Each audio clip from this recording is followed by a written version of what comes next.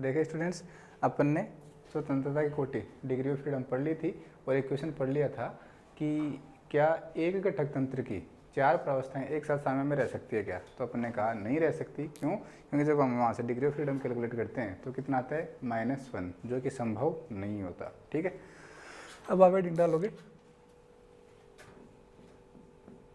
मैंने पहले भी कह दिया था आपको, जो हेडिंग है आपकी वो है गिब्स का प्रावस्था नियम। हेडिंग क्या है? गिब्स का प्रावस्था नियम, गिब्स फेज रूल।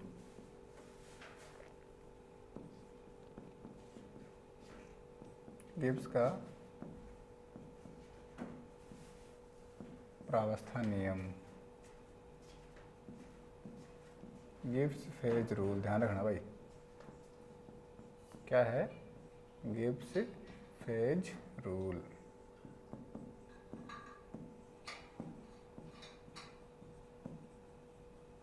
ठीक, ओके। वही है जो पीछे अपन इक्वेशन पढ़ी थी, क्या था? F is equal to C minus का P प्लस का 2। ये इक्वेशन याद रख लेना भाई हमेशा। F is equal to C minus P plus का 2। इस इक्वेशन को आप याद रख लेना। ठीक है भाई, इस इक्वेशन को आप याद रख लेना। F is equal to C minus का P प्लस का 2। अब देखो C क्या है? कंपोनेंट। P क्या है? फेज। F क्या है? Degree of freedom. तो इसकी डेफिनेशन भी यहीं से बनेगी, इसकी परिभाषा भी यहीं से बनेगी। आप क्या कह सकते हो कि किसी तंत्र की स्वतंत्रता की जो कोटि होती है, किसी तंत्र की स्वतंत्रता की जो कोटि होती है वो घटकों की संख्या और प्रावस्थाओं की संख्या के अंतर से 2 अधिक होती है। क्या कह सकते हो? किसी तंत्र की स्वतंत्रता की कोटि घटकों की संख्या और प्रावस्थाओं की संख्या के अंतर से 2 अधिक होती है। यही तो क्या है आपका गिब्स का प्रावस्था नियम है। मैंने पहले लिख दिया, आप पहले डेफिनेशन लिखोगे, उसके बाद में इसको इस इक्वेशन को अपन लिखेंगे। ठीक है, तो लिखो, इस नियम के अनुसार किसी भी समांगी साम्य युक्त, इस नियम के अनुसार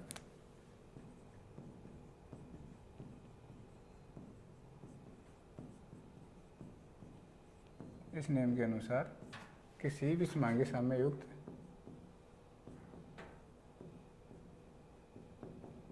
किसी विषमांगी साम्य युक्त किसी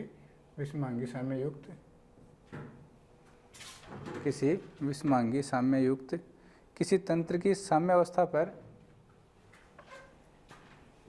किसी तंत्र की साम्य अवस्था पर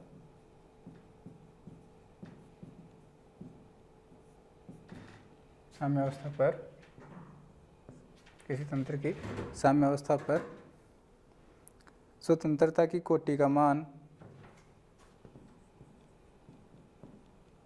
स्वतंत्रता की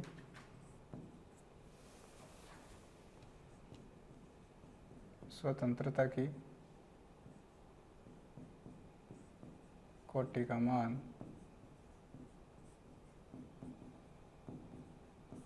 स्वतंत्रता की कोटि का मान क्या होता है? उस तंत्र के घटकों व प्रावस्थाओं के अंतर से 2 अधिक होता है। कोटि का मान उस तंत्र के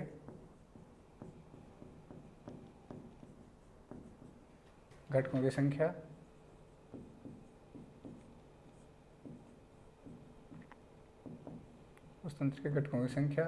व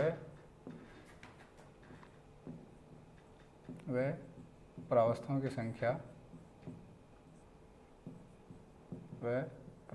संख्या के अंतर से 2 अधिक होता है। 2 अधिक होता है। मैंने पहले ही बता दिया था आपको, ये वाला क्या लिखा था? अर्थात क्या होता है? F is equal to C minus का P प्लस का 2। F is equal to C minus का P प्लस का 2। ठीक, ये आपका होता है। कौन क्या है यहाँ पे? F है आपका स्वतंत्रता की कोटि। F क्या है?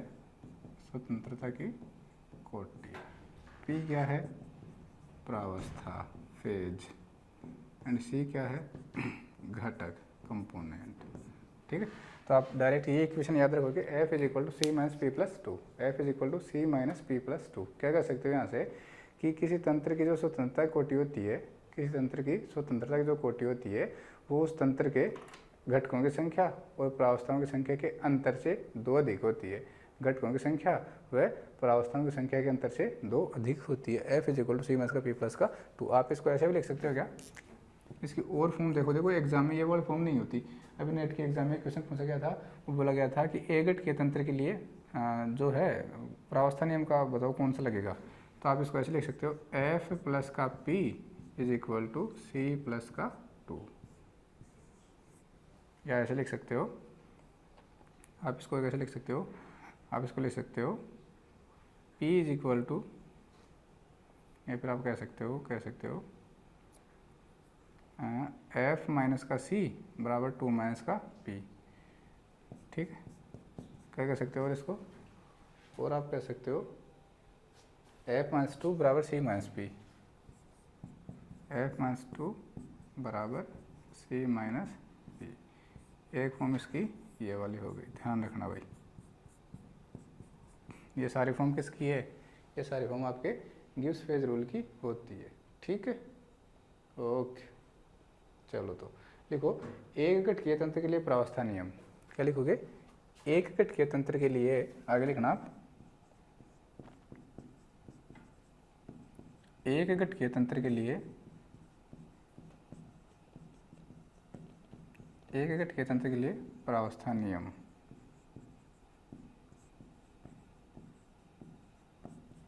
एक घटकीय तंत्र कौन सा आपका, इसका मतलब क्या है, एक घटकीय तंत्र का मतलब क्या है कि सी की वैल्यू दे दी उसने। ठीक है, अर्थात पहले अपनी इक्वेशन लिख देते हैं, अर्थात सी इज इक्वल टू क्या दे दिया उसने, 1 दे दिया। सी इज इक्वल टू क्या दे दिया, 1 दे दिया। ठीक है, तो फेज कितनी होगी वहाँ पे, प्रावस्था कितनी होगी, घटक 1 होगा तो प्रावस्था भी कितनी होगी, 1 होगी। ठीक है, प्रावस्था कितनी होगी, 1 होगी। तो डिग्री ऑफ फ्रीडम की वैल्यू कितनी आएगी बताओ, स्वतंत्रता कोटि कितनी आएगी, 1 माइनस 1 प्लस 2, 2 आ जाएगी क्या। ठीक है, तो आप लिख सकते हो, इसके लिए लिखो किसी भी तंत्र के लिए प्रावस्था का न्यूनतम मान 1 होता है। ये तो आपको सबको पता है, प्रावस्था 1 तो होगी, या तो ठोस प्रावस्था होगी, या द्रव प्रावस्था, या फिर गैस प्रावस्था। एक प्रावस्था तो होगी। तो आप क्या लिख सकते हो, किसी भी तंत्र के लिए प्रावस्था का न्यूनतम मान कितना होता है, 1 होता है। तो P बराबर कितना होगा यहाँ पे, 1 होगा।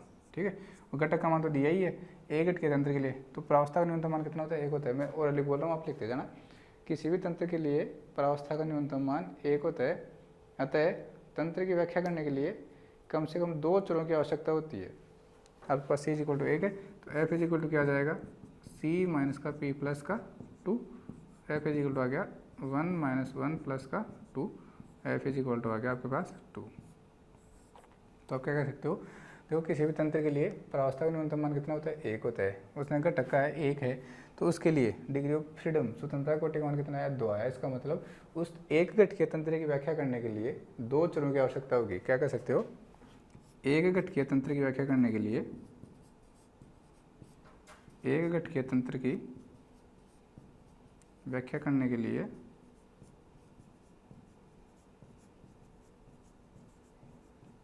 व्याख्या करने के लिए 2 चरों की आवश्यकता होती है। 2 चरों, वो 2 चर कौन कौन से हो सकते हैं आपके, ताप व दाब।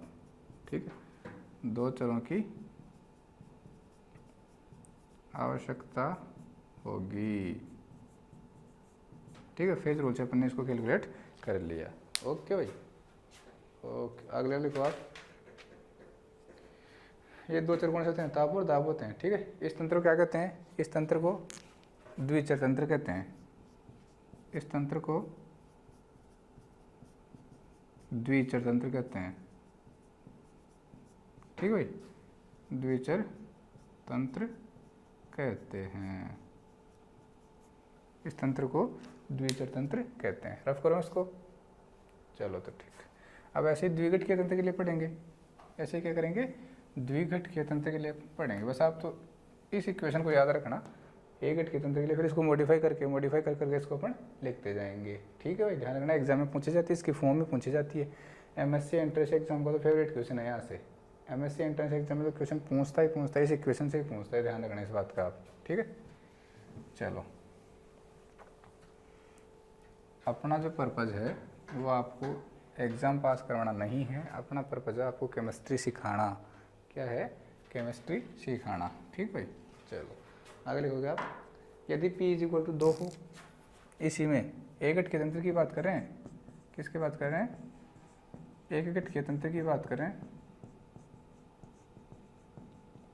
ठीक है। एक केस तो पढ़ लिया अपन ने, पहला केस पढ़ लिया, क्या कि C = 1 होगा, और अगर P = 1 हो तो F = कितना आएगा? 2 आएगा। दूसरा केस, C = 1 ही रहेगा, लेकिन P = कितना आ जाए? 2 आ जाए, तो बताओ F = कितना आएगा? इक्वेशन क्या थी? F = C - P + 2, ये इक्वेशन थी आपकी। F = C की वैल्यू कितनी है? 1, P की वैल्यू 2 + 2 कितना आ गया? 1 आ गया। F = 1। तो यहाँ पे बताओ इस तंत्र को क्या कहोगे आप? इस तंत्र को कहोगे आप एक चर तंत्र। क्या कहोगे? एक चर तंत्र उसको कहोगे, क्योंकि F का वैल्यू कितनी आ रही है? 1 आ रही है। मतलब उस तंत्र की व्याख्या करने के लिए आपको केवल एक ही चर की आवश्यकता होगी, केवल एक ही चर की आपको आवश्यकता होगी, ठीक है। तो इस तंत्र को क्या कहते हैं? ताप और दाब में से क्या कहते हैं? कोई एक ही चर की आवश्यकता होगी, उस तंत्र को क्या कहोगे आप? एक चर तंत्र कहोगे। तीसरा केस क्या होगा? C की वैल्यू तो वही रहेगी 1, लेकिन P की वैल्यू कितनी हो जाए? 3 हो जाए। तो यहाँ पे F = कितना आएगा? 1 - 3 + 2, 3 - 3 0 आ गया। तो ये तंत्र हो जाएगा अचर तंत्र हो जाएगा। क्या हो जाएगा? अचर तंत्र। अब इसमें कोई भी चर नहीं आ रहा, तो इसको क्या कह दोगे? अचर तंत्र आप कह दोगे। मतलब इस तंत्र की व्याख्या ताप, दाब और सांद्रता वाले पदों के द्वारा नहीं की जा सकती। क्या कह दोगे? इसकी व्याख्या ताप, दाब और सांद्रता के द्वारा नहीं की जा सकती, ये अचर तंत्र कहलाता है, ठीक है। अब क्या करते हैं? इन तंत्रों की व्याख्या करने के लिए ताप और दाब के मध्य एक वक्र खींचते हैं। जो अचर तंत्र होते हैं उनके लिए क्या करते हैं? इन तंत्रों की व्याख्या करने के लिए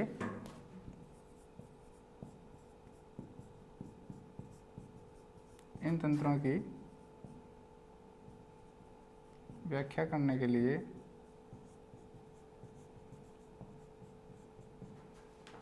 ताप और दाब के मध्य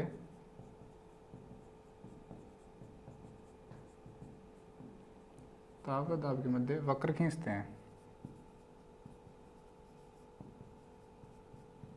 ठीक है। इधर आप लोगे प्रेशर, इधर आप लोगे टेम्परेचर। तो ये जो करो भाई कुछ इस टाइप से आएगा, देखना एक बार।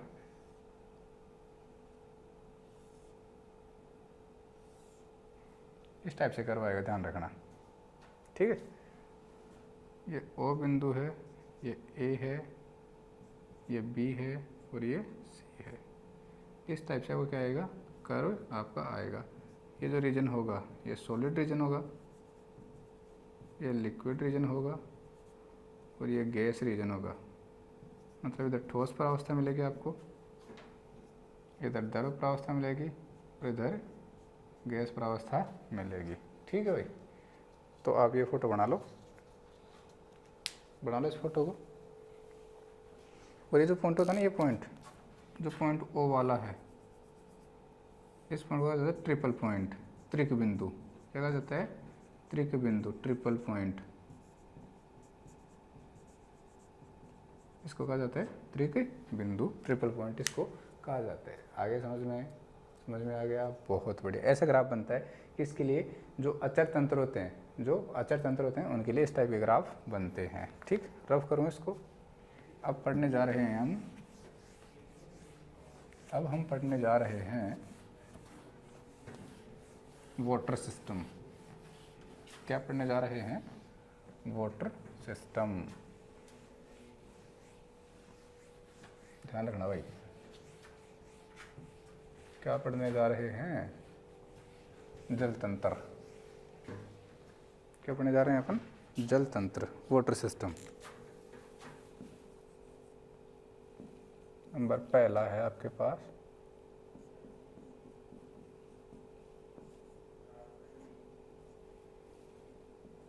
जल तंत्र। अब देखो भाई क्या होगा, जो थ्योरी पार्ट होगा उसको मैं आपको लिखवाऊंगा, बस समझा दूंगा, ठीक है।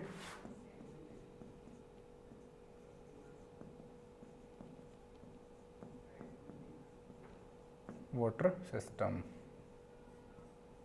जल तंत्र ये होता है, आप कह सकते हो H2 solid, H2 liquid and H2O gas.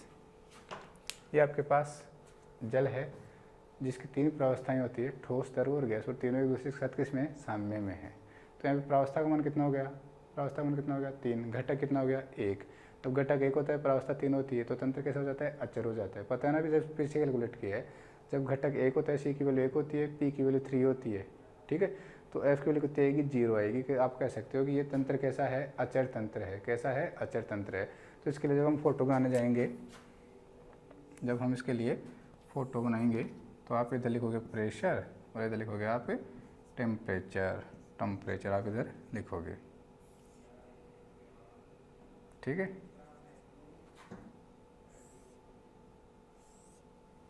इस टाइप से कर्व बनता है आपका। Point number A, O, P, C, इधर आप इनको मिला लो। पॉइंट नंबर B पे, ये C थोड़ा आगे जाएगा,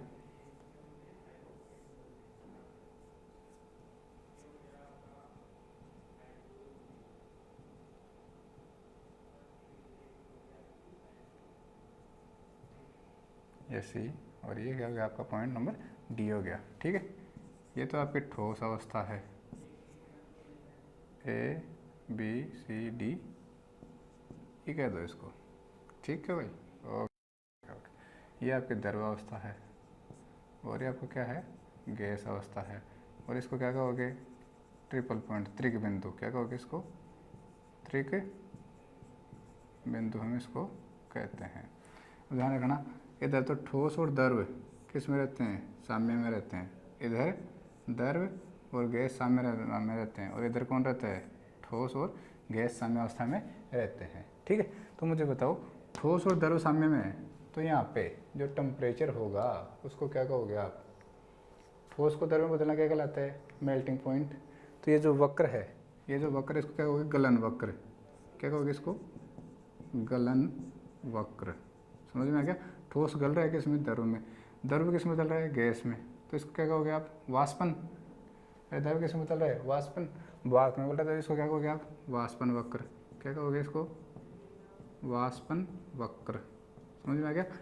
ठोस किस में कन्वर्ट हो रहा है, गैस में, ठोस गैस में ऊर्ध्वपातन होता है क्या, तो ये क्या है आपका ऊर्ध्वपातन, ऊर्ध्वपातन वक्र।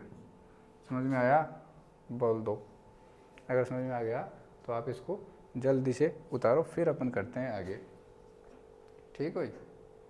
ओके ओके ओके ओके, इसको आप कहो पॉइंट नंबर B, इसका कहो C, इसको कहो D, इसको कह दो E, ठीक। बस ऐसे कर लो, कोई दिक्कत नहीं है मेरे को, ठीक है। ओके,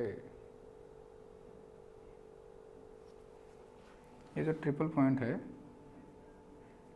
यहाँ पे जो टेम्परेचर होगा वो 0 डिग्री सेंटीग्रेड होगा, ठीक है। यहाँ पे तीनों प्रावस्थाएं साम्य हो जाएगी, तो टेम्परेचर कितना होगा, 0 डिग्री सेंटीग्रेड।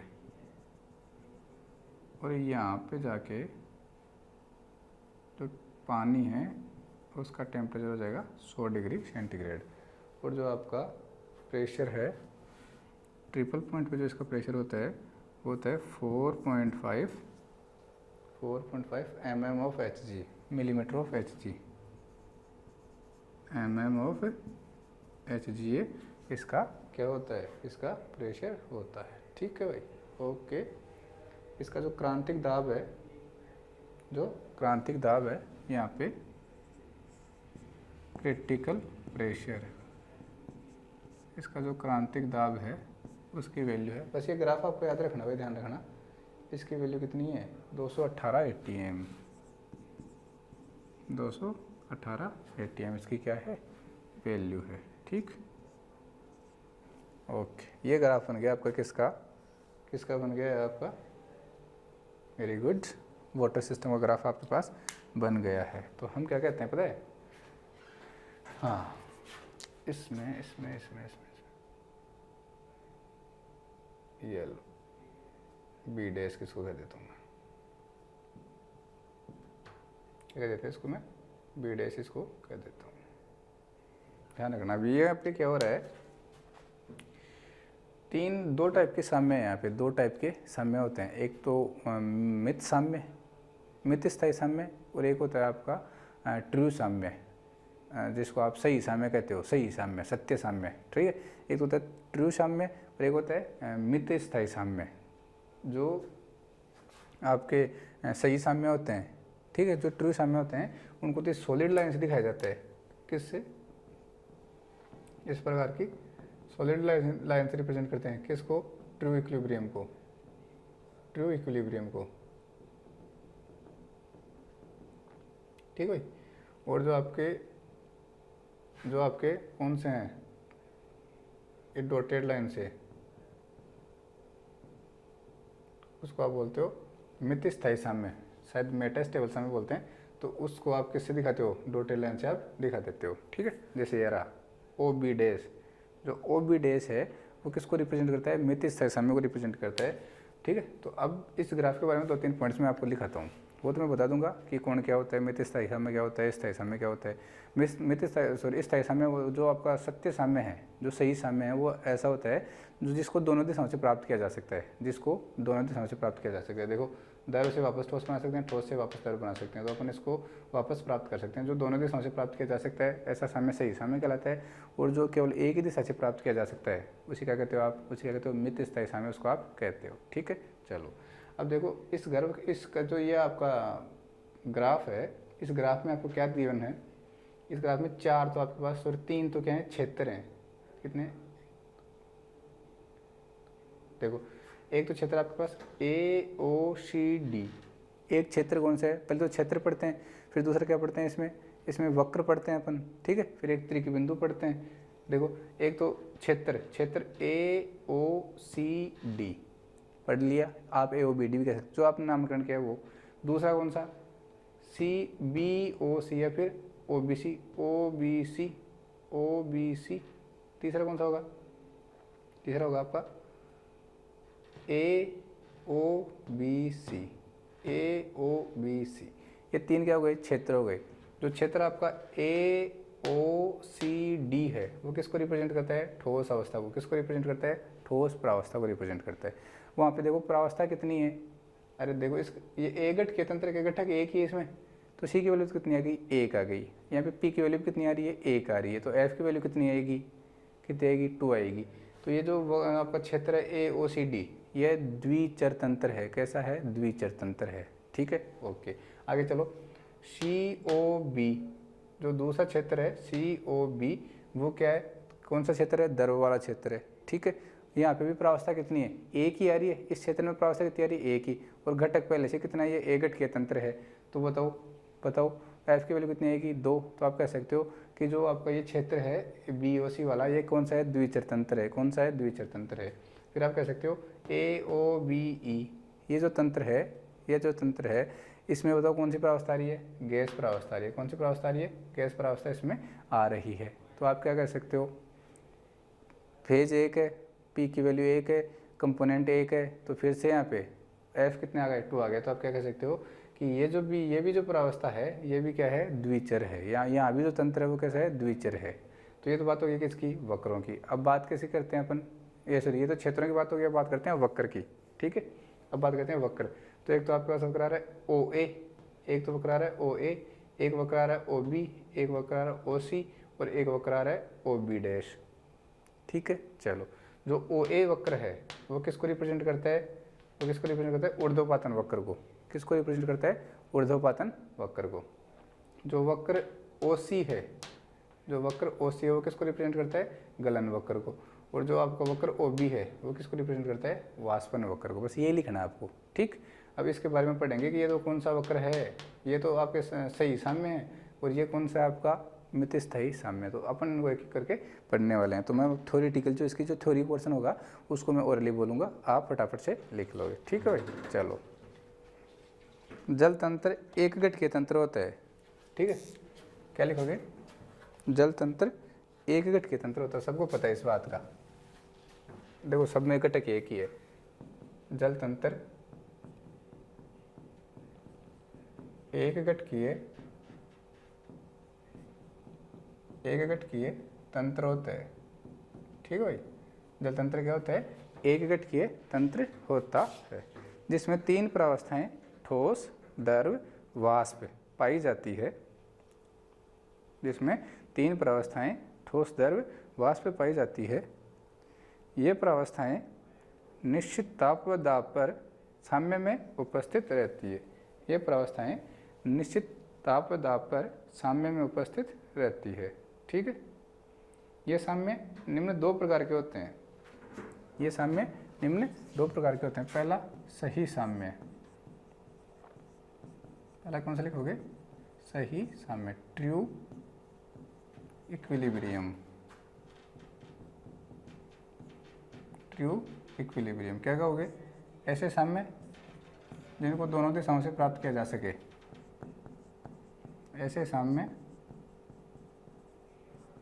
जिन्हें दोनों दिशाओं से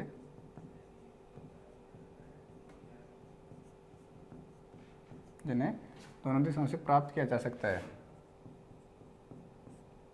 ठीक है भाई। जिन्हें दोनों दिशाओं से प्राप्त किया जा सकता है, क्या कहलाता है, आपका सही साम्य कहलाता है, ठीक है ना। दोनों दिशाओं से प्राप्त किया जा सकता है, परिभाषा बोल रहा हूँ, वे साम्य जो दोनों दिशाओं से प्राप्त किए जा सकते हैं सही साम्य कहलाते हैं, ठीक है। जल तंत्र में आपके कौन कौन से साम्य हैं, जल तंत्र में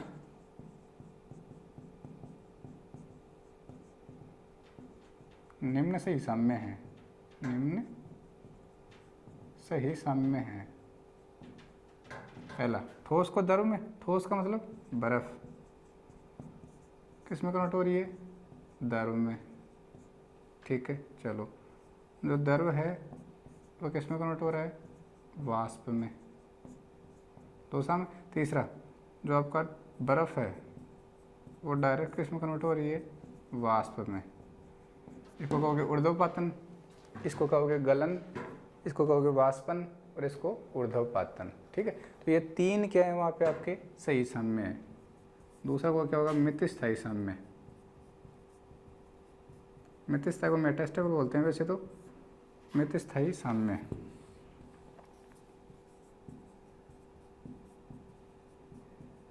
मितस्थायी साम्य, ठीक है। ये क्या होंगे, जिनको एक ही दिशा से प्राप्त किया जा सकता, ऐसे साम्य जिन्हें केवल एक ही दिशा से प्राप्त किया जा सकता है,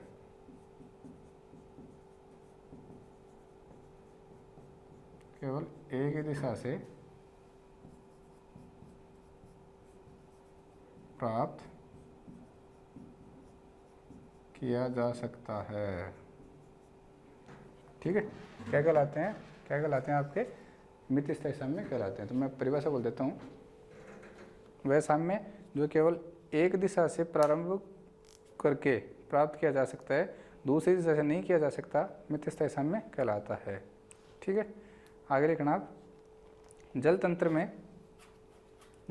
में जब द्रव व वाष्प के साम्य को, जब द्रव व वाष्प के साम्य को,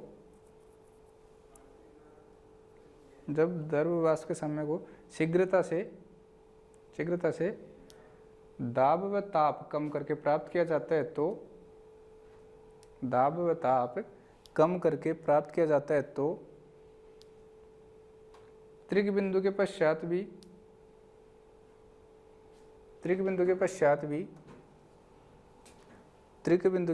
भी ये दोनों प्रावस्थाएं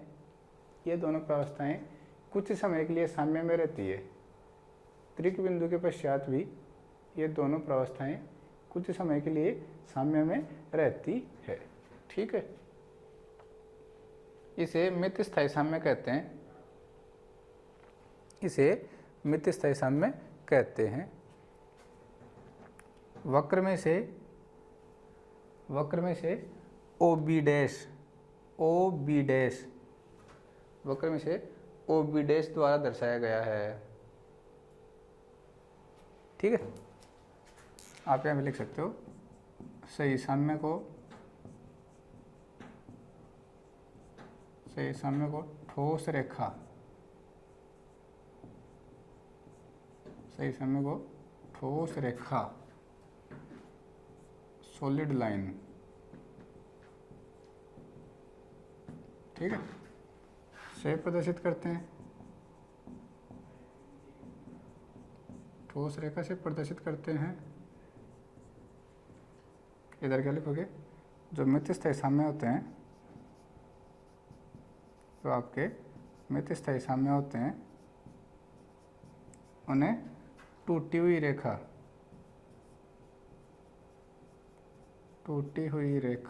डॉटेड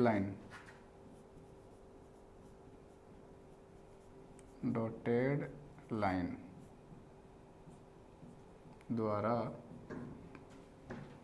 प्रदर्शित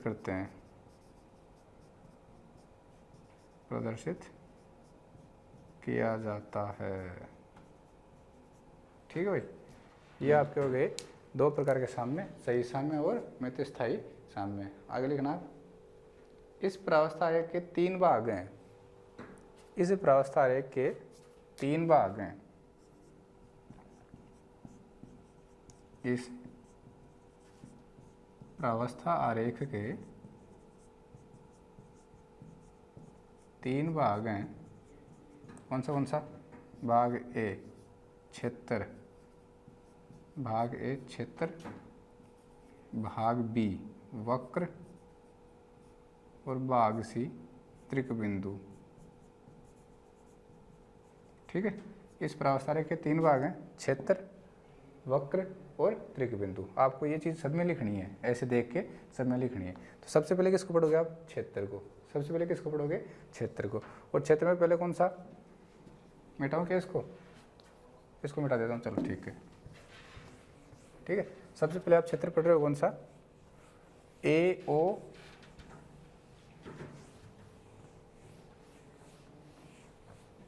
पहला आप हेडिंग डाल रहे हो क्षेत्र। कितने हैं इसमें? आपने पहला पढ़ा AOCD क्षेत्र, AOCD क्षेत्र। ये कैसा क्षेत्र बोलो? ठोस प्रावस्था को प्रदर्शित करता है क्या? इस क्षेत्र में तंत्र की ठोस प्रावस्था होती है। ठीक है, अतः यहाँ C बराबर 1 एंड P बराबर 1, सो अतः F इज इक्वल टू कितना आएगा? 2 आएगा। अर्थात क्षेत्र AOCD में तंत्र कैसा है? द्विचर है। या फिर आप कह सकते हो AOCD क्षेत्र AOCD द्विचर तंत्र है। AOCD द्विचर तंत्र है। समझ में आ गया? है समझ में? आगे खुद लिख लोगे आप। दूसरा कौन सा लिखोगे? COB। दूसरा लिखोगे आप COB क्षेत्र। सीधा लिखो। क्या लिखोगे? बोलो, कौन सी अवस्था आ रही है इसमें? द्रव अवस्था आ रही है। कौन सी अवस्था आ रही है? द्रव अवस्था आ रही है। तो आप यहाँ पे लिख सकते हो C बराबर तो 1 होगा ही होगा, क्योंकि घट A घट के तंत्र है, साफ साफ लिख रखा है, जल A घट के तंत्र है। अर्थात सी इज इक्वल टू 1। और फेज एक आ रही है यहाँ पे, द्रवावस्था आ रही है, तो एफ इज इक्वल टू कितना आ जाएगा, एफ इज इक्वल टू आ जाएगा 2। यहाँ तंत्र, यहाँ पे कह सकते हो क्षेत्र सी ओ बी द्विचर तंत्र है, ठीक है, द्विचर तंत्र है। सिमिलरली तीसरा खुद लिख लोगे क्या, तीसरा आपके लिए होमवर्क, कौन सा, क्षेत्र ए ओ बी ई, ये आपके लिए होमवर्क है, क्षेत्र ए ओ बी ई होमवर्क है। गैस लिख लेना आगे, वही एक प्रावस्था एक कंपोनेंट, एफ कितना आ गया 2, यहाँ पे लिख दोगे। क्षेत्र ए ओ बी ई द्विचर तंत्र है, ठीक है, ओके। आगे पढ़ने वाले हम क्या, आगे हम पढ़ने वाले हैं वक्र। क्या पढ़ने वाले हैं, वक्र। तो इसमें कितने वक्र आ रहे हैं आपके पास, 3 वक्र आ रहे हैं। एक तो ये त्रिक बिंदु आ रहा है, इसको छोड़ो, वक्र ए ओ, ओ बी, ओ सी। पहला वक्र ए ओ, बोलो क्या होता है, शॉर्टली बता रहा हूँ, आप पूरा लिखोगे। वक्र ए ओ क्या होता है, वक्र जो ए ओ है किसको रिप्रेजेंट करता है, ऊर्ध्वपातन वक्र। क्या है ये, ऊर्ध्वपातन वक्र, ठीक है, ऊर्ध्वपातन वक्र है। दूसरा जो वक्र है आपका ओ बी, वो क्या है आपका, वाष्पन वक्र। क्या है, वाष्पन वक्र। ऐसे लिख लेना, ऐसे लिख लेना आप कि इस वक्र पर द्रवावस्था और गैस अवस्था किस में रहती है, साम्य में रहती है। जो ओ ए वक्र है उस पे क्या लिखोगे, ठोस अवस्था और गैस अवस्था साम्य में रहती है, ठीक है, ऐसे आप लिख लोगे, ध्यान रखना इस बात का। और वक्र ओ सी, ये कौन सा बच गया, गलन वक्र। कौन सा बच गया, गलन वक्र। तो क्या लिखोगे यहाँ पे, क्या लिखोगे यहाँ पे, बोलो, यहाँ पे लिखोगे इस वक्र पे ठोस अवस्था और द्रवावस्था साम्य में रहती है। तो इतना काम यहाँ पे आपका खत्म हो गया। अब तीसरा बिंदु आता है आपका त्रिक बिंदु, ठीक है, तीसरा बिंदु आपका क्या आता है, त्रिक बिंदु, ठीक है भाई। ये इसकी थ्योरी हो जाएगी, एग्जाम में आपको इतना लिखना है, जो मैं बता रहा हूँ आपको केवल वही आपको लिख के आना है, ठीक है। अब बताओ, जो वक्र है आपका ओ ए वक्र है, उसके ऊपर क्या कहते हैं, उसको ऊर्ध्वपातन वक्र कहते हैं। और इस वक्र पे बताओ ठोस अवस्था और वाष्प अवस्था किस में रहती है, साम्य में रहती है। तो यहाँ पे बताओ C की वैल्यू कितनी है, 1, ठीक है। और बताओ P की वैल्यू कितनी आएगी, 2। क्यों आएगी, इस ऊर्ध्वपातन वक्र पे जो ठोस अवस्था है पानी की, वो साम्य में रहती है किससे, गैस अवस्था से या फिर वाष्प अवस्था से साम्य में रहती है। तो 2 फेज मिल गई क्या, ठोस और गैस, 2 फेज मिल गई। तो यहाँ पे बताओ F की वैल्यू कितनी आएगी, F की वैल्यू कितनी आएगी, C माइनस का P प्लस का 2 कट गए, क्या आएगा, 1 आएगा। अर्थात ओ ए वक्र पर तंत्र एक चर होता है। ओ ए वक्र पर तंत्र क्या होता है, एक चर होता है। कर लोगे ऐसे। दूसरा जो वाष्पन वक्र है उसमें क्या होता है, वाष्पन वक्र में क्या होता है आपका, द्रवावस्था और गैस अवस्था किस में रहती है, साम्य में रहती है। तो यहाँ भी क्या होगा, सेम कहानी होगी। यहाँ भी क्या होगा आपका, सेम, बस वक्र का नाम चेंज हो जाएगा और तंत्र कैसा रहेगा, एक चर ही रहेगा। 2 प्रावस्थाएं साम्य रहती है, दोनों प्रावस्थाएं अलग अलग होती है इसलिए, ठीक है भाई, ओके। अगला आप हेडिंग डालोगे मित स्थायी वक्र। इसमें क्या लिखोगे आप, मित स्थायी वक्र। क्षेत्र हो गया, वक्र चल रहा है, वक्र में क्या लिखोगे, मित स्थायी वक्र, जो ओ बी डैश वाला है, जो आपका ओ बी डैश है ना, उसी को और पढ़ लेते हैं अपन। फिर त्रिक बिंदु, फिर वाटर सिस्टम, खत्म। इजी है बिल्कुल, ठीक है, ओके। अब क्या पढ़ने वाले हो आप, मित स्थायी वक्र, मित स्थायी वक्र, जिसको आप क्या कहते हो, ओ बी डैश कहते हो। क्या होता है देख लो, ऐसा वक्र या अपने कहा था ना मित्र स्थायी समय होता है जिसको अपन एक ही दिशा से प्राप्त कर सकते हैं, उसको क्या कहते हैं, मित्र स्थायी समय कहते हैं। तो आप लिखना इसे OB डैश द्वारा प्रदर्शित करते हैं, इसे OB डैश द्वारा प्रदर्शित करते हैं। कैसे प्राप्त होता है लिखना, जब जलवाष्प को संघनित करके वाष्पन वक्र द्वारा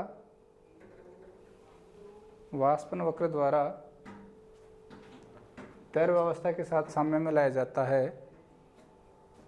जब जलवाष्प को संघनित करके वाष्पन वक्र द्वारा द्रव अवस्था के साथ साम्य में लाया जाता है, इस कहानी की बात हो रही है।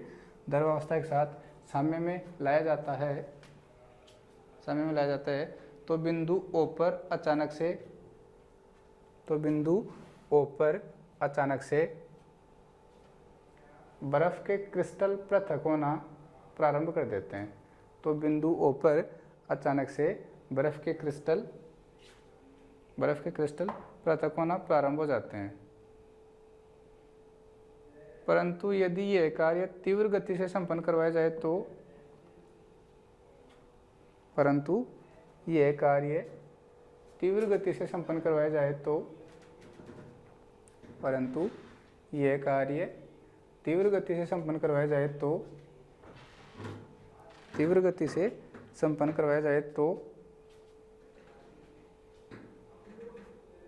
बिंदु के पश्चात भी कुछ समय के लिए बिंदु O के पश्चात भी कुछ समय के लिए बर्फ के क्रिस्टल पृथक हुए बिना द्रव व जलवाष्प साम्य में रहते हैं। बर्फ के क्रिस्टल पृथक हुए बिना द्रव व जलवाष्प साम्य में रहते हैं। ठीक है, द्रव व जलवाष्प साम्य में रहते हैं। इसे मित्र स्थायी साम्य कहते हैं। लिख लेना। इस वक्र पर भी तंत्र एक चर होता है।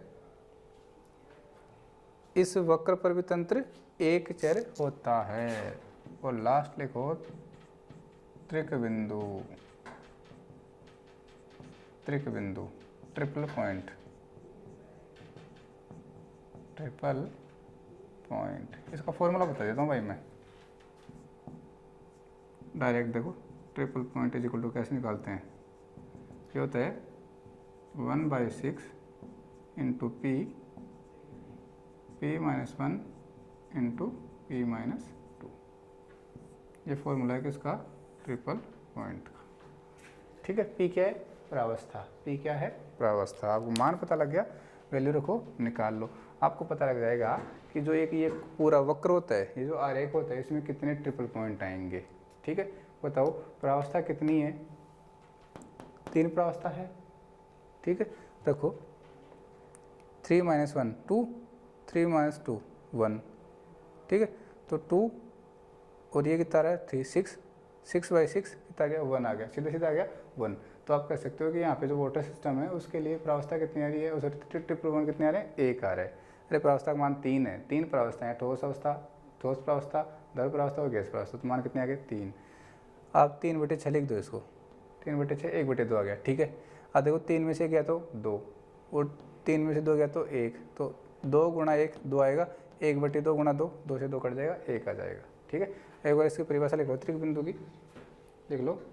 इस बिंदु पर जल की तीनों प्रावस्थाएं ठोस, द्रव व गैस एक दूसरे के साथ साम्य में रहती है। इस बिंदु पर जल की तीनों प्रावस्थाएं ठोस, द्रव व गैस एक साथ साम्य में रहती है। इसे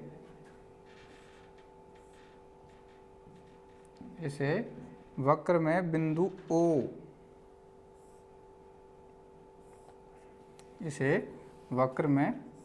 बिंदु O से प्रदर्शित किया गया है।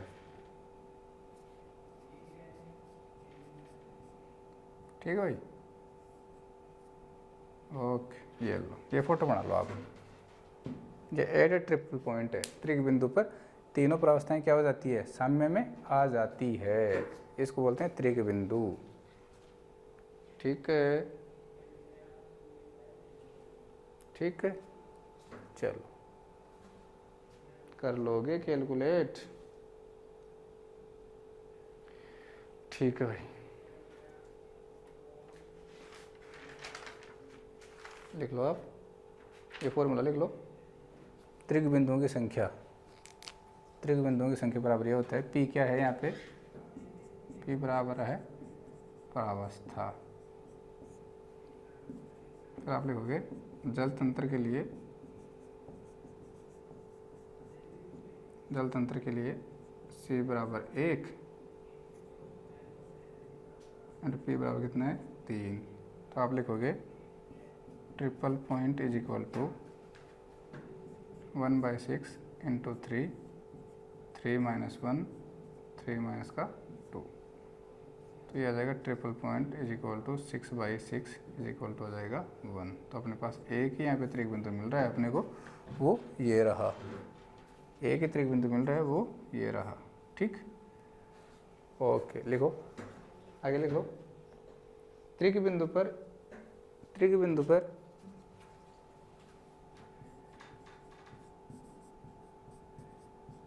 त्रिक बिंदु पर ये चेक करना है अपने को कि तंत्र जो है वो कितना चर है, एक चर, दो चर या तीन चर या अचर। ठीक है, त्रिक बिंदु पर एक घटकीय,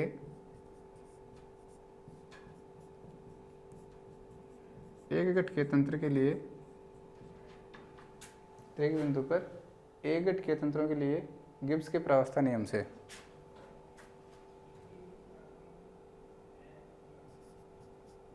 गिब्स के प्रावस्था नियम से, गिब्स के प्रावस्था नियम से, प्रावस्था नियम क्या कहता था, F is equal to C minus का P प्लस का 2। ठीक है, एक घटकीय तंत्र के लिए C इज इक्वल टू क्या है 1 है और P इज इक्वल टू क्या है 3 है। वैल्यू पुट करिए आपने, F is equal to 1 minus का 3 प्लस का 2, 1 + 2 3 - 3, F इज इक्वल टू कितना आ गया 0 आ गया। आप कह सकते हो त्रिक बिंदु पर, त्रिक बिंदु पर जो आपका तंत्र होता है वो क्या होता है, अचर होता है। त्रिक बिंदु पर तंत्र क्या होता है आपका, अचर होता है। आगे समझ में, ठीक है भाई, ओके।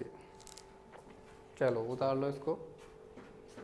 अगर इसको उतार लिया हो तो इसके साथ ही अपना जल तंत्र जो है, जल तंत्र जो है वो समाप्त होता है। ठीक है, जल तंत्र क्या है अपना, समाप्त हो गया है। अब अपन अगला जो है तंत्र पढ़ने जा रहे हैं जिसका नाम है CO2 तंत्र, जिसका नाम क्या है CO2 तंत्र भाई। ठीक है, सेम ही वक्र बनेगा उसका भी, कोई बात नहीं, लेकिन फिर भी दोबारा से बनेंगे, ये ध्यान रखना। सेम कहानी होगी, सेम टू सेम कहानी उसकी होगी। एक इसमें जो तीसरा इम्पोर्टेंट है वो है सल्फर तंत्र, गंधक तंत्र। वो थोड़ा सा डिफरेंट है, वो थोड़ा इंटरेस्टिंग भी, इम्पोर्टेंट भी वही है। हो सकता है एग्जाम में पूछ ले, एग्जाम में तो वैसे पूछ सकते हैं, लेकिन फिर भी आपको पढ़ने सारे ही हैं। दूसरा लिखोगे आप CO2 तंत्र। कौन सा लिखोगे, CO2 तंत्र। तो इसमें भी वही होती है, ठोस प्रावस्था होती है, वो द्रव्य के साथ साम्य में होती है। ठीक है, क्या होता है, जो ठोस प्रावस्था होती है वो द्रव्य के साथ साम्य में होती है, जो द्रव्य होता है वो गैस के साथ साम्य में होता है, और जो ठोस होता है आपका, ठोस CO2 जिसको आप शुष्क बर्फ कहते हो, वो गैस के साथ किस में रहती है, साम्य में रहती है। जब इसकी फोटो आप बनाओगे तो वैसे ही बनेगी जैसे पानी की बनी थी। ठीक है भाई, इसकी जब फोटो आप बनाने जाओगे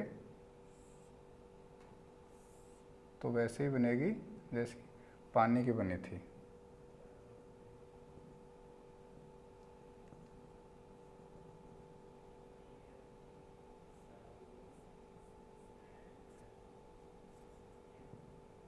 बस बन गया भाई।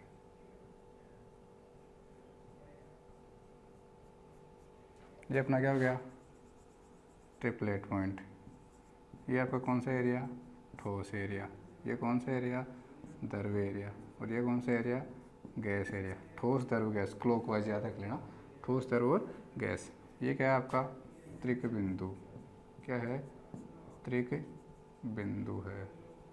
ये बिंदु ए है, ये बिंदु ओ है, ये बिंदु बी है, ये बिंदु सी है, ये डी है, और ये बिंदु क्या है, ई है। ऐसा ही है, तो बिल्कुल भाई ऐसा ही है। ठीक, यहाँ पे ट्रिपल पॉइंट पे जो टेम्परेचर होगा वो होगा आपका 57 डिग्री सेंटीग्रेड। कितना होगा, 57 डिग्री सेंटीग्रेड। इस पे जो प्रेशर होगा वो याद कर लेना भाई आप, CO2 के अंदर के लिए। इस पे जो प्रेशर होगा उसकी वैल्यू होगी 5.2 ATM। कितनी होगी, 5.2 ATM। बताओ ये कौन सा वक्र होगा, ऊर्ध्वपातन वक्र। कौन सा होगा, ऊर्ध्वपातन वक्र। ठोस द्रव्य में बदल रहा है, ठोस द्रव्य में कौन सा, गलन वक्र। कौन सा होगा, गलन वक्र। ये तो बना लिया करो फोटो तो, ठीक है। और ये कौन सा होगा, वाष्पन वक्र। कौन सा होगा, वो का वही है, वाष्पन वक्र ये होगा। ठीक, ठीक है।